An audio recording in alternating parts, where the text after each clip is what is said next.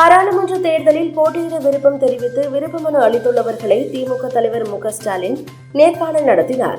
அதன்படி மார்ச் 10ஆம் தேதி காலை 9 மணி முதல் சென்னை அண்ணா அறிவாலயத்தில் நேர்காணல் நடைபெற்றது. 35 தொகுதிகளுக்கு வேட்பாளர் நேர்காணல் நடத்திய நிலையில் நேர்காணல் நிறைவு செய்யப்பட்டது. மக்களவைத் தேர்தலுக்கான வேட்பாளர் பட்டியலை திரிணாமுல் காங்கிரஸ் வெளியிட்டு உள்ளது. அம்மாநில முதல்வர் மம்தா பானர்ஜி 42 வேட்பாளர்களையும் ஒரே மேடையில் அறிமுகப்படுத்தினார். இதில் பெர்ஹாம்பூர் தொகுதியில் முன்னாள் கிரிக்கெட் வீரர் யூசுப் பதான் போட்டியிடுகிறார். டெல்லியில் விகாஸ்புரி காவல் நிலைய எல்லைக்கு உட்பட்ட கேஷாப்பூர் மண்ட் என்ற பகுதியில் நீர்வளத்துறைக்கு சொந்தமான ஒரு ஆழ்துளை கிணற்றில் குழந்தை தவறி விழுந்ததாக கூறப்பட்டது. தகவல் அறிந்த தீயணைப்பு படையினர் மற்றும் மீட்பு படையினர் அங்கு முகாமிட்டு மீட்பு பணியில் ஈடுபட்டனர். இந்நிலையில் இன்று பிற்பகல் 3 மணியளவில் சடலமாக மீட்கப்பட்டார். அப்போது ஆழ்துளை கிணற்றில் விழுந்தது 30 வயது மதிக்கத்தக்க நபர் என தெரியவந்தது. சத்தீஸ்கரில் பெண்களுக்கு பண உதவி வழங்கும் மகதாரி வந்தன் திட்டத்தை பிரதமர் நரேந்திர மோடி இன்று தொடங்கி வைத்தார்.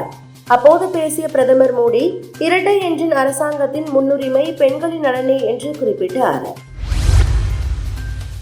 பாகிஸ்தானின் வடமேற்கு பகுதியில் உள்ள கைபர் பக்துன்குவா பிராந்தியத்தில் இன்று காலை போட் பசார் பகுதியில் ஒரு மோட்டார் சைக்கிளில் மறைத்து வைக்கப்பட்டிருந்த சக்தி வாய்ந்த குண்டுகள் வெடித்தன.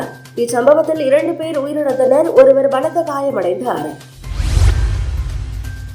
ஈரானின் முக்கிய தலைவர்களில் ஒருவரான 84 வயதாகும் அயதுல்லா அலி கமேனி பேஸ்புக் மற்றும் இன்ஸ்டாகிராம் ஆகிய தளங்களில் வைத்திருந்த சமூக வலைதள கணக்குகளை கடந்த மாதம் மெட்டா நீக்கியது.